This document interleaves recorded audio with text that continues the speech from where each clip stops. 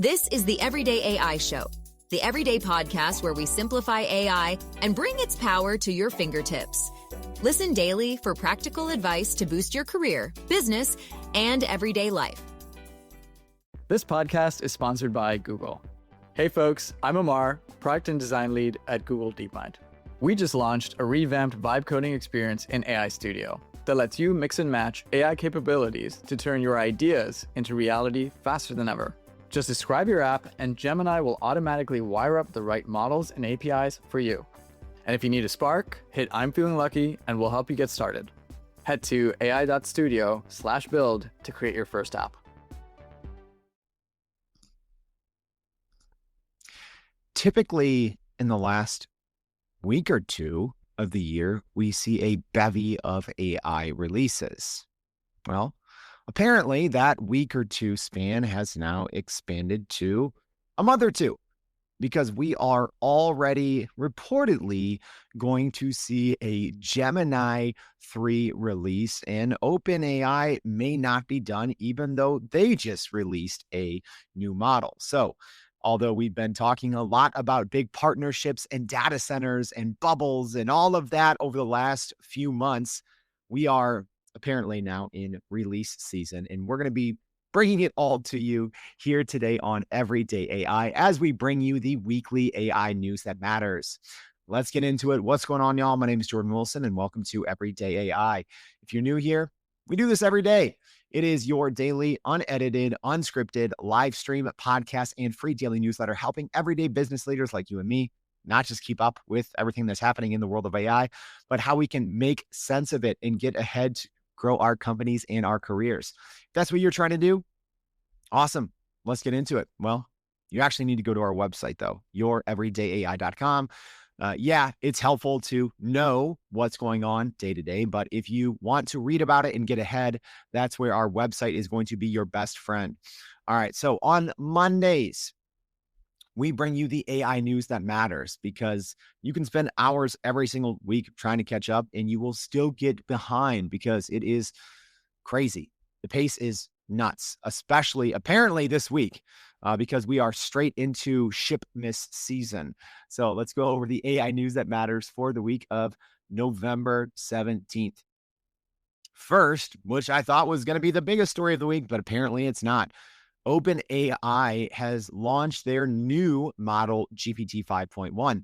So this new update brings a refined GPT-5 variant that OpenAI says improves conversational tone, instruction following, and reasoning behavior.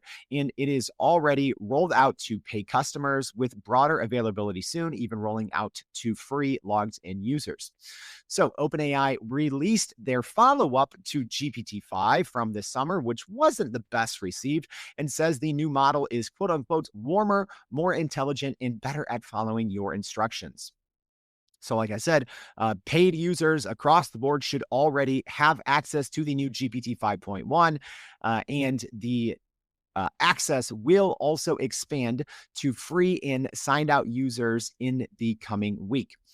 So the update includes actually two new versions of GPT-5 in GPT 5.1 Instant, which is now the default conversational model, now tuned to sound more natural and to better obey explicit instructions, and the new version of GPT 5.1 Thinking. A reasoning-focused model that is faster on simple tasks and more persistent on hard tasks. Also, OpenAI added new personality controls. So you have default, friendly, efficient, professional, candid, and more. So users can more precisely set the tone of responses rather than rely solely on the new, warmer default. Another noted highlighted improvement from OpenAI is stronger compliance with explicit constraints. For example, producing exactly 6 words when told. That's the example that OpenAI gave, addressing a common frustration where previous models ignored tight formatting or length instructions.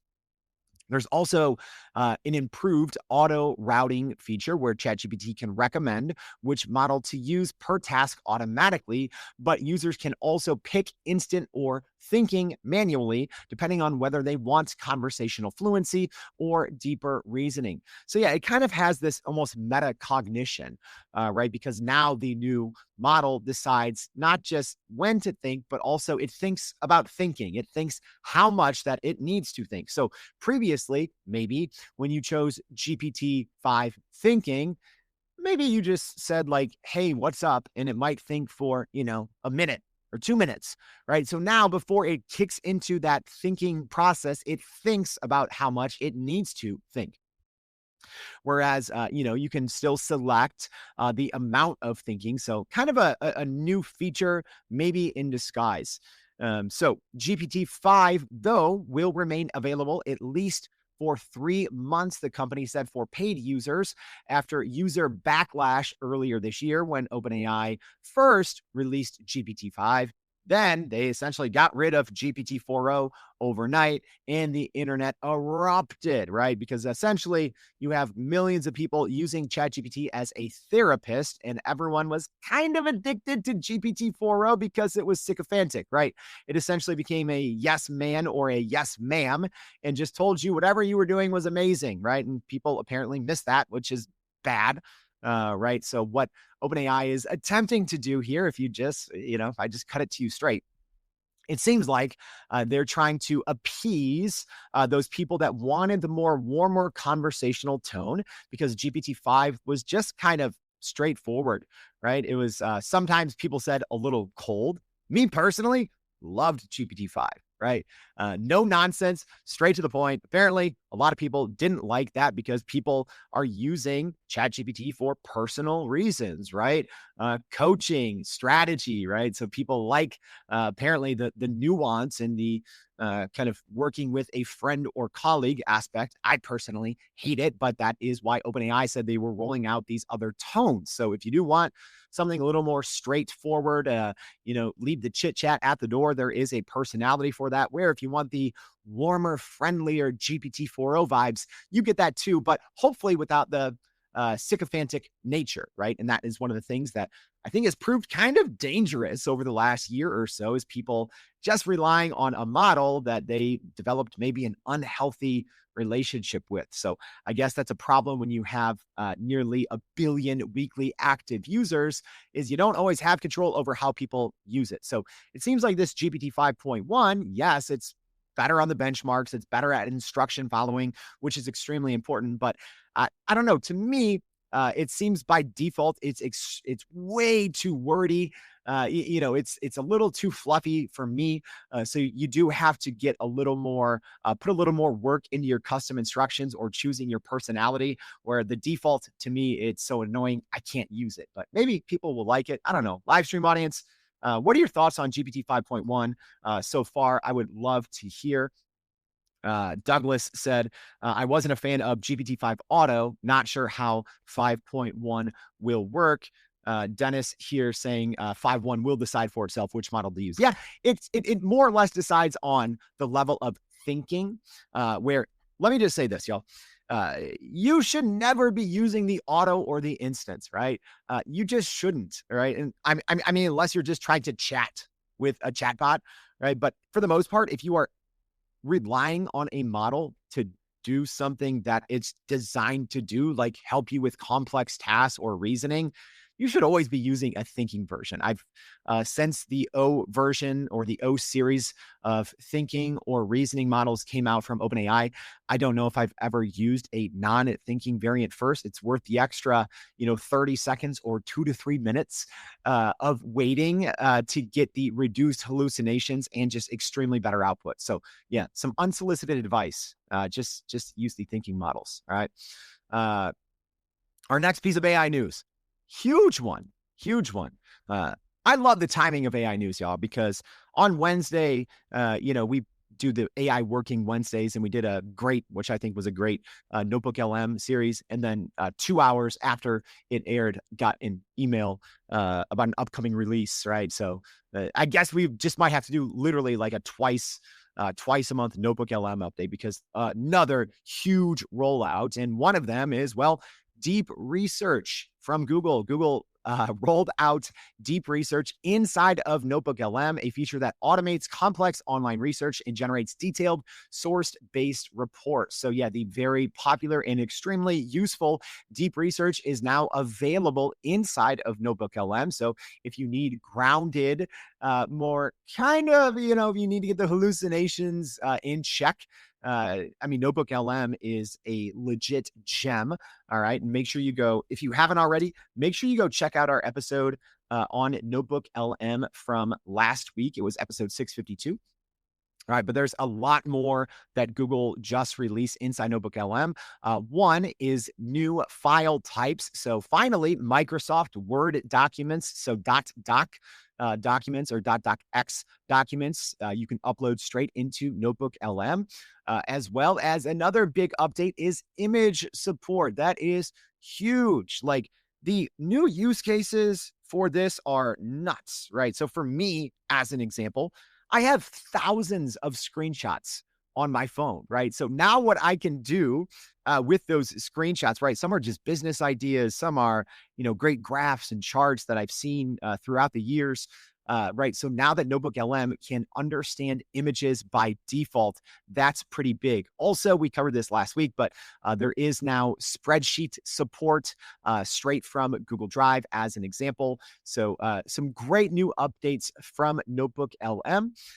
And they have already rolled out to paid users, and they are rolling out most of these features to free users in the coming weeks. So has anyone out here used deep research yet in NotebookLM for our live stream audience and podcast audience? Y'all, do not sleep on NotebookLM. I cannot emphasize this enough. And just even the percentage of my workload that has been moving from, as an example, Google's AI Studio or Gemini or ChatGPT over to NotebookLM. Even though I love it and use it every day, I could not have foreseen just the amount of my workload that has gotten moved into NotebookLM. One of the reasons is it's easier and easier to import sources, right? That's the big difference. You have to start by importing sources. But just the new features and capabilities, another one that was just released, custom video overviews. Can't overlook that. So the utility and just the overall flexibility in NotebookLM is legit off the charts. All right.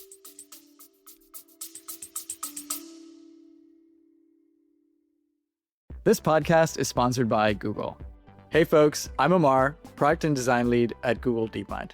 We just launched a revamped vibe coding experience in AI Studio that lets you mix and match AI capabilities to turn your ideas into reality faster than ever. Just describe your app and Gemini will automatically wire up the right models and APIs for you. And if you need a spark, hit I'm feeling lucky and we'll help you get started. Head to ai.studio/build to create your first app.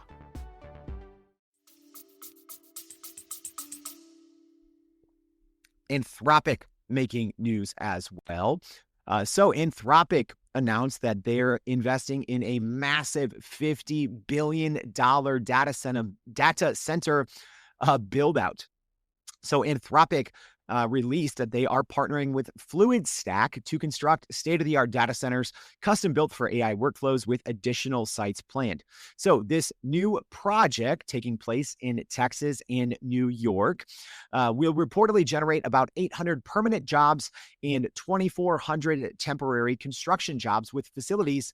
Yeah, ready? Expected to come online throughout 2026.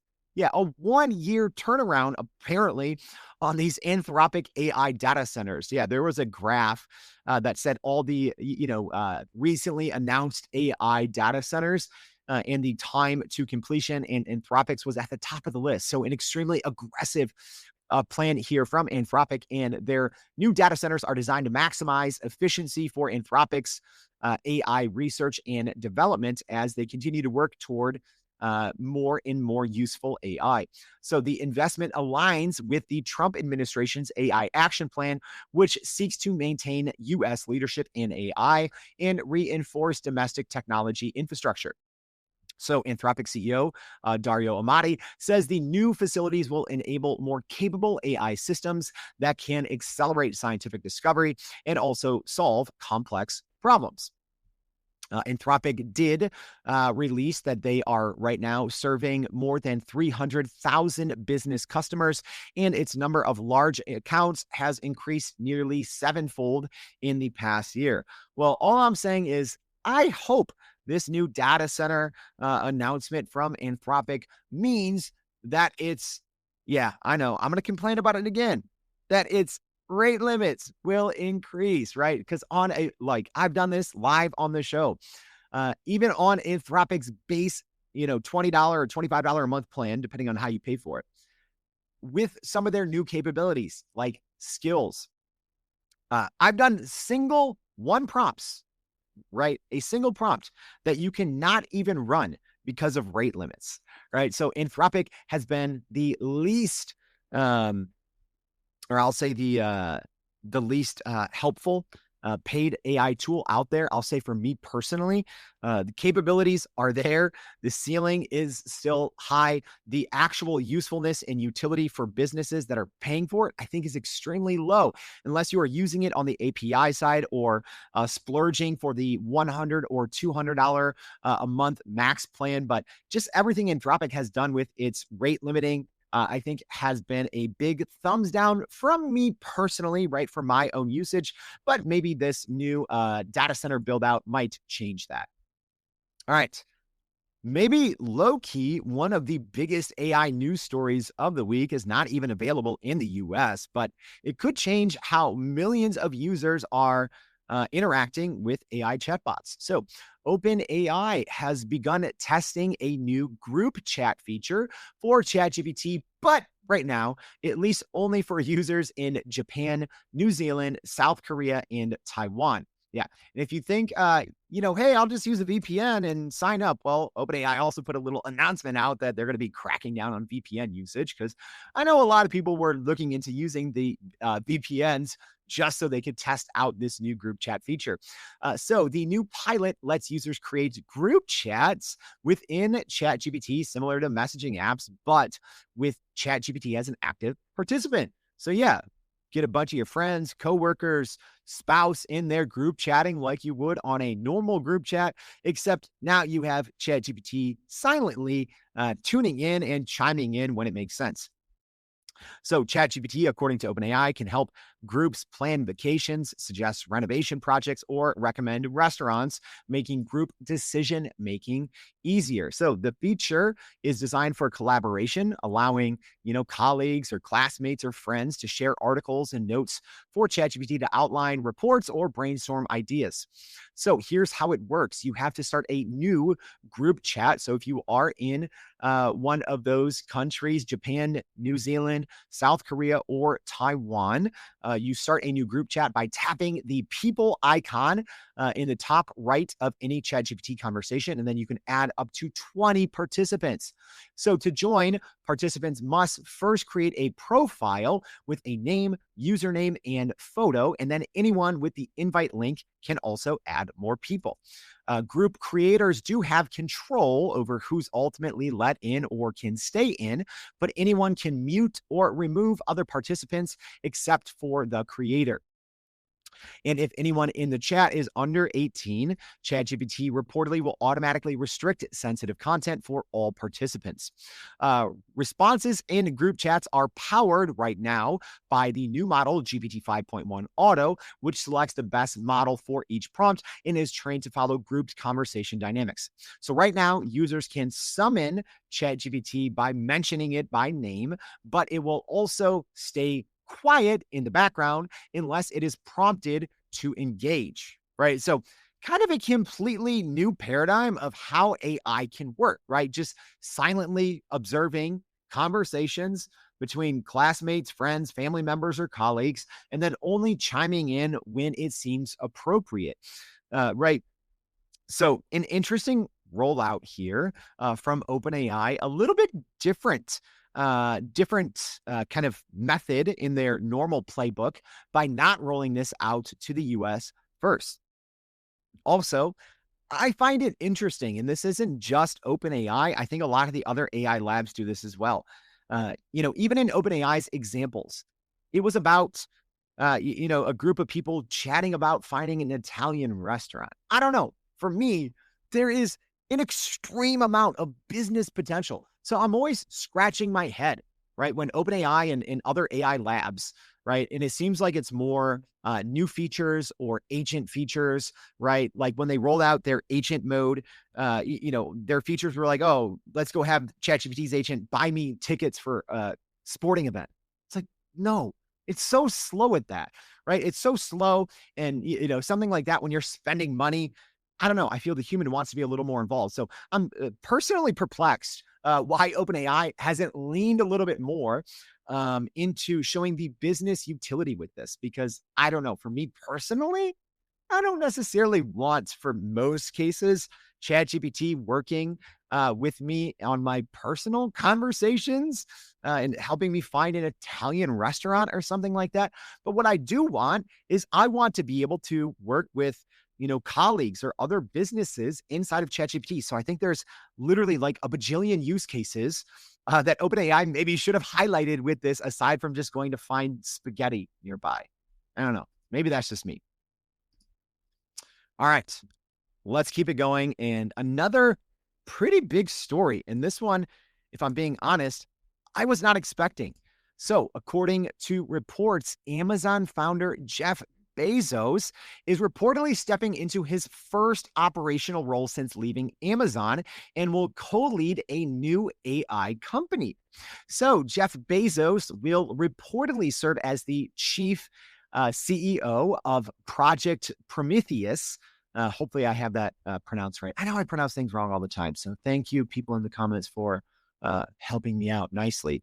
So he will reportedly be the co-CEO of Project Prometheus, a new AI startup focused on engineering and manufacturing for computers, automobiles, and spacecraft. So according to New York Times reporting, Project Prometheus has already raised $6.2 billion in funding, obviously from Bezos himself, one of the big early investors, making it one of the most well-financed early stage startups literally ever. And this does mark Bezos's first formal operational role since stepping down as Amazon's CEO in July 2021. So as an example, at Blue Origin, one of his other company, he just holds the founder title. So yeah, apparently Bezos might be rolling up his sleeves and letting those big old biceps out and flexing some muscles here as the co-CEO. So if you don't know Project Prometheus, it is entering the competitive AI sector where giants like OpenAI, Meta, and Google are racing to develop different software and hardware solutions. So he will be joining Vik Baha, a physicist and chemist who previously worked with Google co-founder Sergey Brin as at Google's X Research division. So he will be the other kind of co-chief executive, Vik Baha. And the startup has already reportedly hired nearly 100 employees, including top researchers from leading AI firms such as OpenAI, DeepMind, Meta, and others. So what the heck is this new company going to do? Well, they aim to push boundaries in AI for high impact industries, potentially influencing how computers, cars, and spacecraft are designed and built. So yeah, kind of a zoomed out view of what they may be doing, but it seems like pretty big, but focusing obviously on areas that Bezos has a ton of experience in, right? So it should be interesting to see how his involvement plays out. All right, we have a lot more to get to, but first, a very quick word from our partners. This podcast is sponsored by Google. Hey folks, I'm Amar, product and design lead at Google DeepMind. We just launched a revamped vibe coding experience in AI Studio that lets you mix and match AI capabilities to turn your ideas into reality faster than ever. Just describe your app and Gemini will automatically wire up the right models and APIs for you. And if you need a spark, hit I'm feeling lucky and we'll help you get started. Head to ai.studio/build to create your first app. All right, let's get back into it. Yeah, live stream audience. Love the chat going today. Yeah, Dennis saying just what we need with OpenAI, another group chat. I'm terrible with texting, y'all. I have so many group chats. That's why it's like, for me personally, not a huge fan of this. Jackie asking, Jordan, did you see the 60-minute interview with Anthropic last night? I didn't watch it. I read about it. Yeah, Dario Amati, it's kind of putting out the same talking points as always, but we'll have more on that in the newsletter. But a big piece of AI news, if you missed it, this one's big.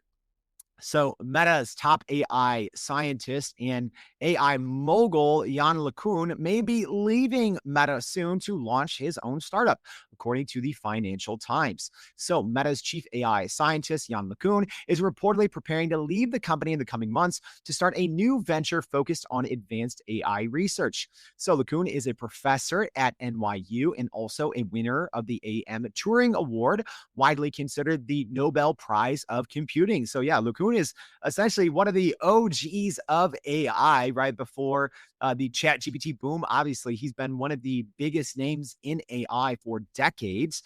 And according to reports, his planned startup will center on world models, or AI systems that build an internal understanding of their environment to predict outcomes.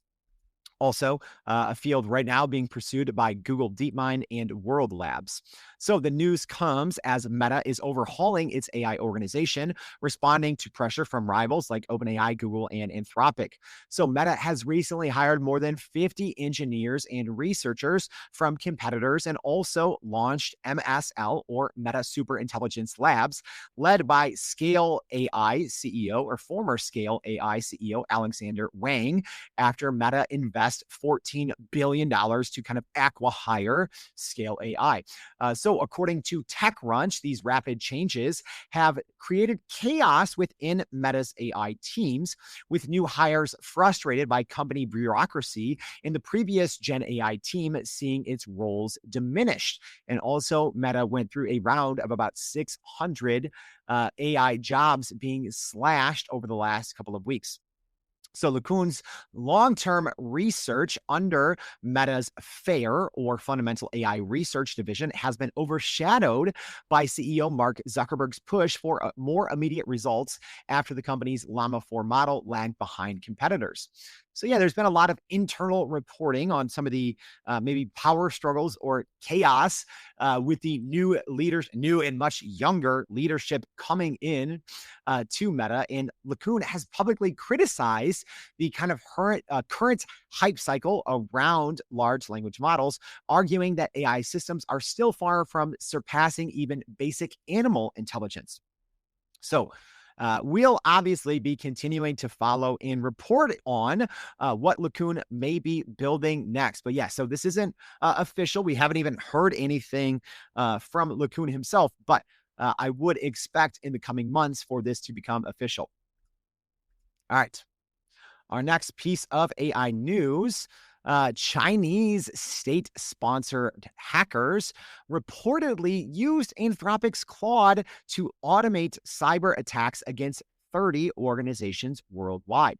So this marks the first documented case of a foreign government fully automating a cyber operation using advanced AI from the U.S., raising new concerns around global AI cybersecurity.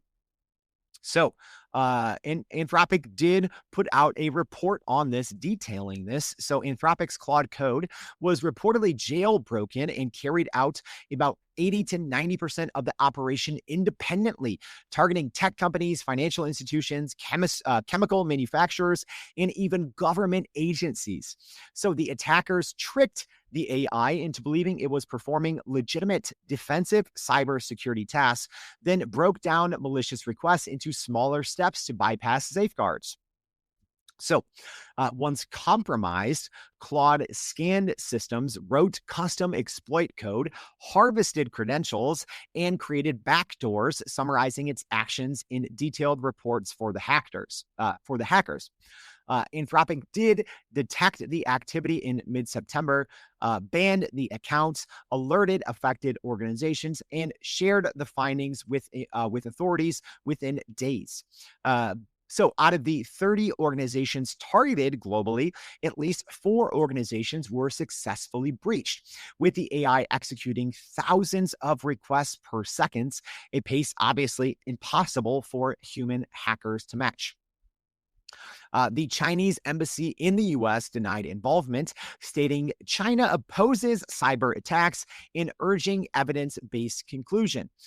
In its cyber attacks, Claude was not flawless, sometimes generating false credentials or misidentifying public documents as secrets, highlighting ongoing limitations of AI driven attacks.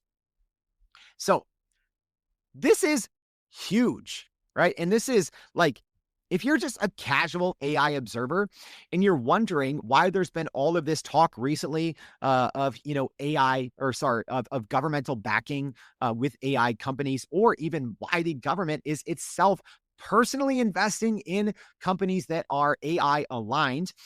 Well, this is why, right? I'd say for the last few decades, right. So obviously, cybersecurity has become a part of military operations.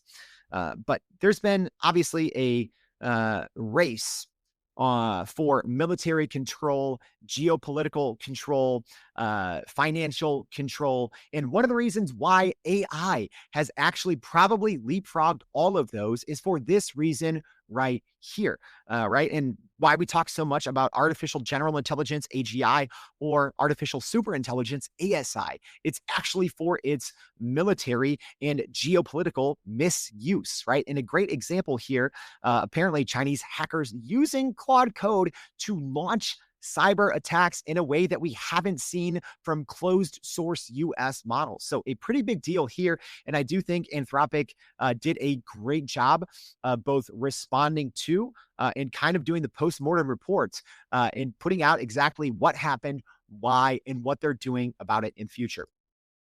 All right. Microsoft made big news as well. So Microsoft has activated its new Fairwater AI data center in Atlanta, marking a major step toward building a more distributed AI super factory network across the US. So the new Atlanta Fairwater site, which began operations in October, is the second in Microsoft's new family of AI data centers, following a similar facility launched in Wisconsin. So these data centers are directly linked via a dedicated high-speed fiber optic network, enabling them to work together on large AI model training tasks much faster than ever before.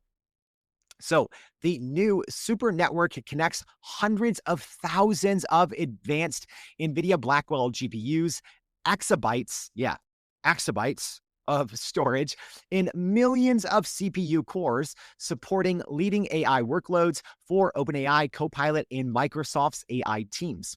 So Microsoft's new architecture allows complex AI jobs to run across multiple sites as a single system, cutting training times for large models from months to just weeks. So yeah, pretty big advancements on how Microsoft has set up this new data center or network of super data centers, as they're kind of calling it internally.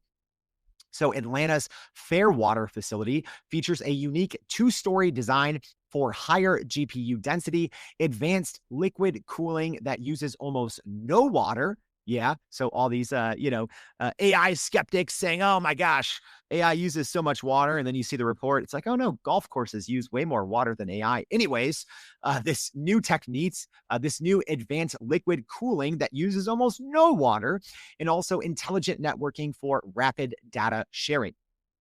The company has also deployed 120,000 miles of dedicated fiber for this AI network alone, boosting Microsoft's total network mileage by 25% in 1 year.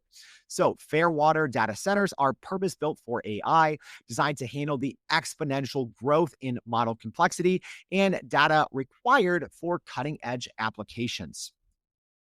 Woo. And last but not least, the big news. And if you've been following this online over the last couple of days, it is everywhere. So Google, according to reports, tweets, and even its own CEO dropping hints, is probably hours away from releasing its new and highly anticipated model, Gemini 3, and maybe even a new updated version of its viral AI image generator, Nano Banana Pro, or Nano Banana 2. We'll see what it's called.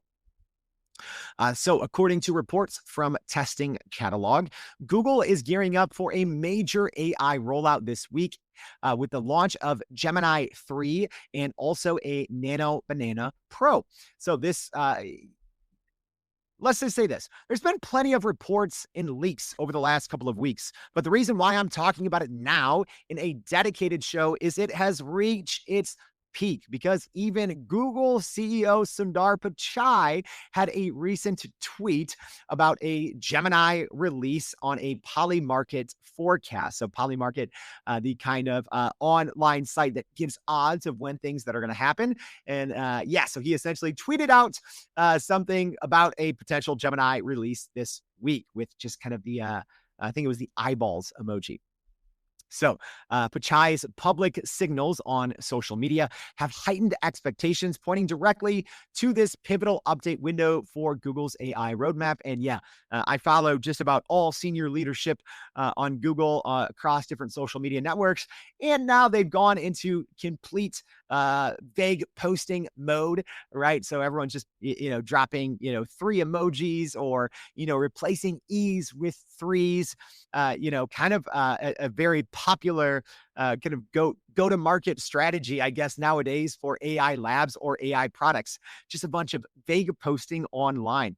But there's been a lot of also kind of reported secret testing across different kind of AI creative platforms that have reportedly gotten access to Nano Banana 2 or Nano Banana Pro early, as well as all of the LLM testing playgrounds that have reportedly been have had versions of Gemini 3 for multiple months.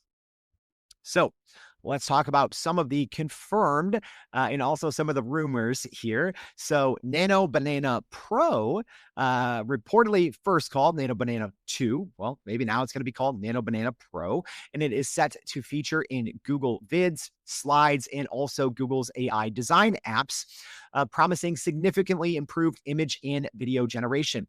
There's also a hidden promo inside of Google Vids that has mentioned generating beautiful images and videos with Nano Banana Pro. Also, the Pro label indicates this release will be powered by Gemini 3 Pro technology, a step up from the current Nano Banana model, which uses the Flash version. So the simultaneous rollout across Google's suite is in line with the company's strategy of upgrading its Gemini models broadly for maximum impact. So if the rumored advanced capabilities delivered, professionals can see faster workflows just about everywhere. So we've seen plenty of leaked screenshots, testing, both even on third-party platforms and even in Google's own platforms, right? We've seen very brief versions of Gemini 3 and different variants of Gemini 3 being tested even within Google's own platforms. So I would expect something to happen this week, according to reports. All right. And we will obviously be covering that if it does drop this week on Everyday AI. All right. That was a ton of updates in a short amount of time, but that wasn't all. All right. So we brought you the big AI news stories. So here's a bullet point roundup of some of the smaller news stories, still big, new features, new updates, rumors in our what's new and what's next section.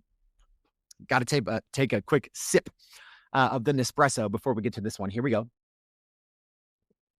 Ready? For those of you taking notes, there's a lot.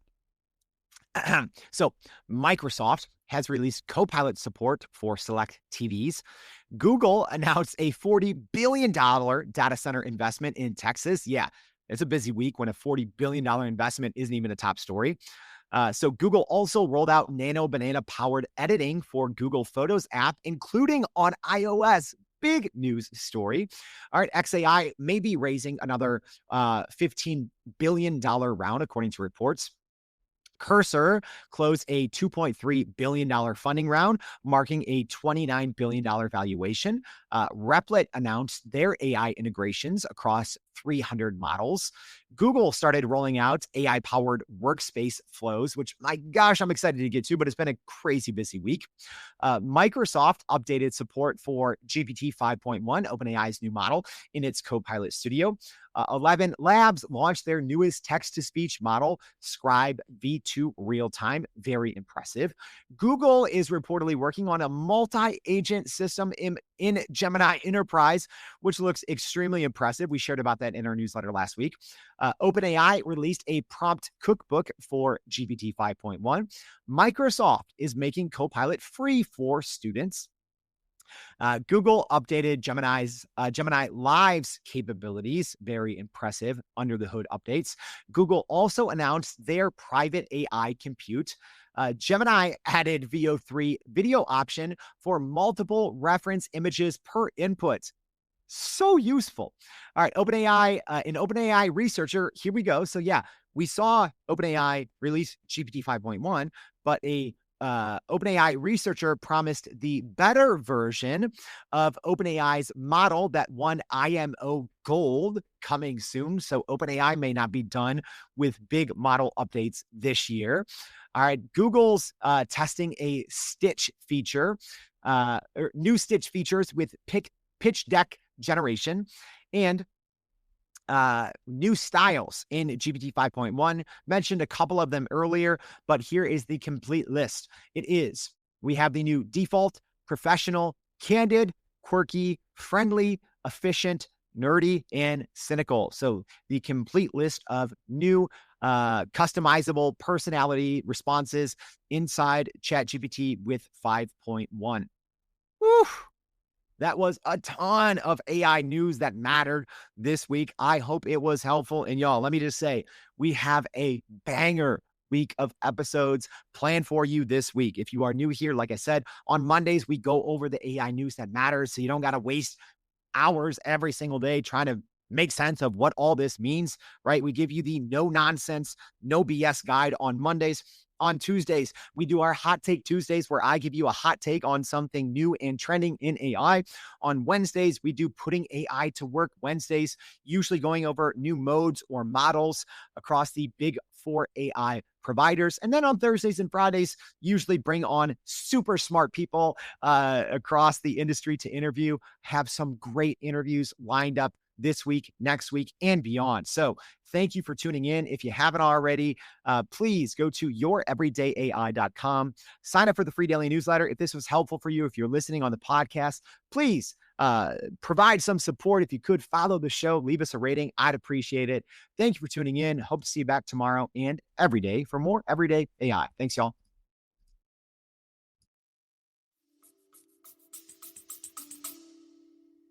This podcast is sponsored by Google. Hey folks, I'm Amar, product and design lead at Google DeepMind.